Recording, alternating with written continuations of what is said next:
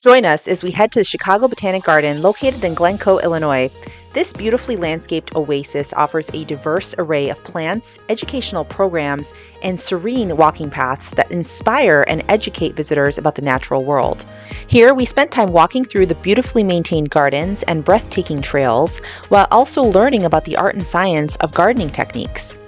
Now, as you pull in, you drive down a beautiful path adorned with lush greenery and colorful in-season flowers and plants. The first ticket booth you'll arrive to will collect payment for parking. We purchased both our entry tickets and our parking tickets online, so all I needed to do was show them the confirmation email that was sent to me after purchase. Now, for faster entry and to get the best deal possible, it's recommended that you purchase your tickets online prior to going. When purchasing your tickets online, simply head to chicagobotanic.org.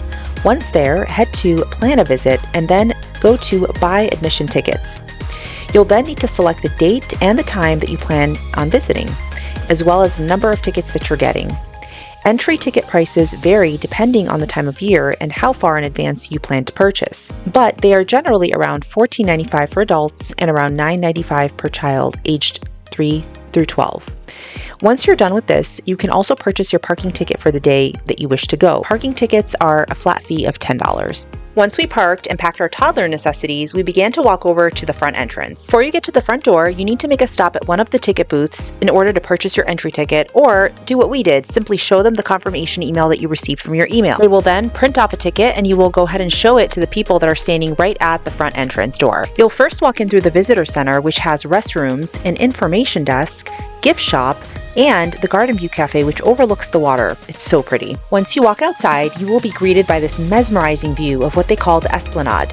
This beautifully designed space serves as a grand entrance to the garden and features water fountains, seasonal floral displays, and neatly arranged walkways that lead you into the heart of the botanical garden. The esplanade is known for its stunning landscape architecture and serves as a central hub from which visitors can access various other garden areas, making it an impressive production to the garden's diverse plant collections and thematic displays. After stopping to admire the beauty and capture some photography, we began to walk along the path that's right next to the water. Now, normally you'll see water fountains in this area, such as this one right here, but at this day, everything was turned off since it's technically still springtime.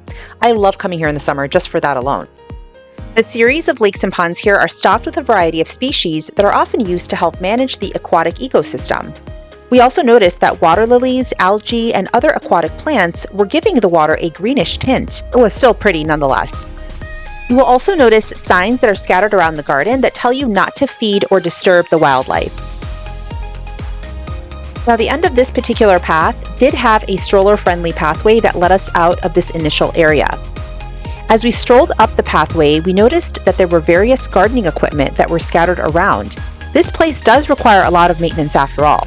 We then headed to our second stop, which was the Regenstein Fruit and Vegetable Garden. They are open daily until 6 p.m. We crossed over a mini bridge to get there. Super cute, great views. The Regenstein Fruit and Vegetable Garden is a delightful and educational feature dedicated to the cultivation and display of a wide variety of fruits, vegetables, and herbs. This garden serves as a fantastic resource for both home gardeners and anyone interested in learning more about food plants. The garden is designed to educate visitors about the sources of their food, sustainable gardening practices, and the importance of healthy eating. You'll also notice displays and interpretive signs that provide visitors with information about the plants being grown, including tips for growing it at home and nutritional facts. The honeybee display was cute and very informative about the crucial role these creatures play when it comes to plant pollination and biodiversity. As we wrapped up the exploration of this fruit and vegetable garden, including stopping into this small mini greenhouse hub, which apparently this is where you can sign up for certain classes that they hold, which is really cool, we decided we were going to head back the same way that we came in from. There was still so much more to explore here. If you are looking for a peaceful day walking in nature, I highly recommend spending a few hours here. It's pretty quiet considering how many people were there. Kind of reminded me of being in a library where everyone was generally quiet and just enjoyed the scenery around them. So if you have stroller-age children like I do, you can bet on them taking a nap while you're there.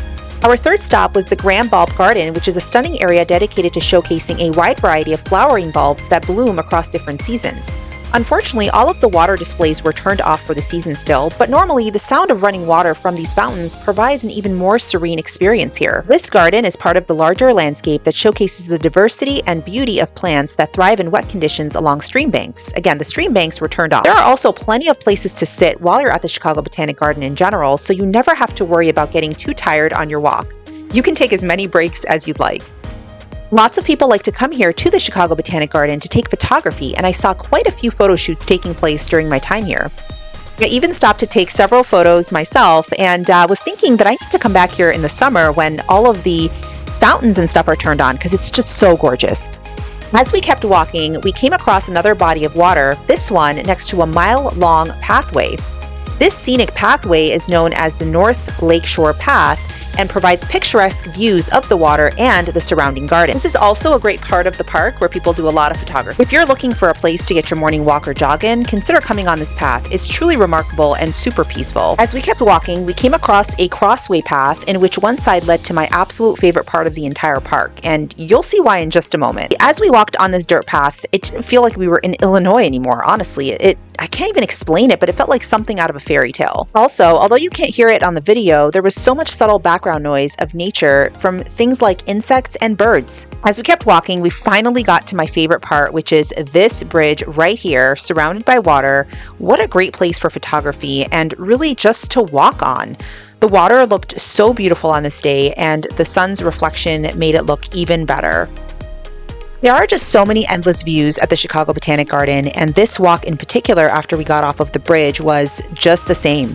We also found a nearby bench that we sat on just to really take everything in and really enjoy the views around us. We then walked to another garden called the Bueller Enabling Garden. This is a garden that's described as gardening for people of all abilities. This area offers hands-on teaching that promotes universal garden designs, tools, equipment, and techniques that engage people of all abilities and ages in gardening. We walked in to observe the plants and the flowers around us and take a quick break. We're at the Chicago Botanic Garden, and Maya is sleeping currently. Well, she's trying to sleep. And we just did a lot of laps, having lots of fun. So after we rested for a few moments, we then spotted this area in the same garden that was covered and offered a really nice view of the lake area below. So of course I had to stop and take some pictures because I just couldn't resist the beauty of the nature that was around me. Once Maya woke up from her nap, we headed back out of this area. Now we came into this other garden area, which again had a fountain that was turned off, unfortunately.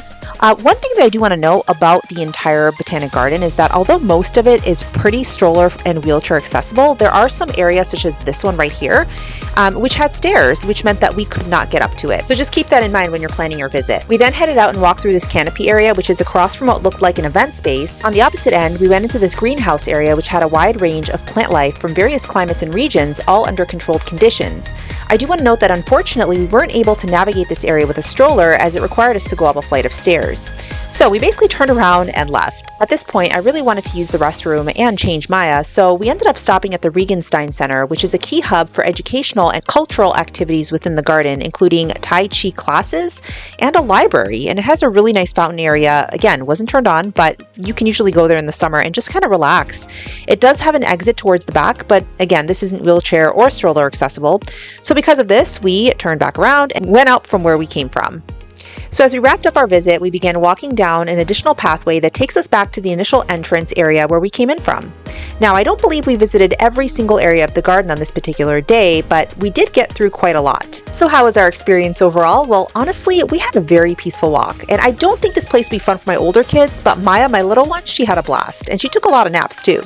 From viewing beautiful flowers and plants to gorgeous man-made lakes, I give this place a 10 out of 10 for a beautiful spring and summer escape from the Chicagoland area.